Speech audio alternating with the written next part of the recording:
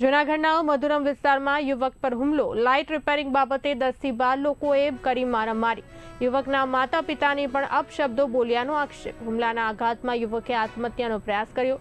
ઇજાગ્રસ્ત યુવકને સિવિલ હોસ્પિટલમાં ખસેડાયો. ઘટનાના સીસીટીવી ફૂટેજ સામે આવતા ચકચાર મચી છે. 2 દિવસ પહેલા એવો બનાવ બન્યો કે 1લી તારીખે મારા ઘરની લાઇટ ગઈ. તો હું લાઇટ ચેક કરવા માટે નીચે મીટર રૂમમાં ગયો તો અહીંયા તાળું હતું. ચાવી માંગવા માટે મેં અવારનવાર ફોન કર્યો સોસાયટીના મેમ્બરને. પછી 2 તારીખ એવો બનાવ બન્યો કે રાતે 8:30ની આજુબાજુ મેં કારીગરને બોલાવી મીટર વંડી કુદાવી મારું વાયરિંગ ચેક કરવા માટે બોલાવ્યો. વાયરિંગ ચેક કરી લે ભાઈ મારું લાઇટ શું થયું શું નહીં.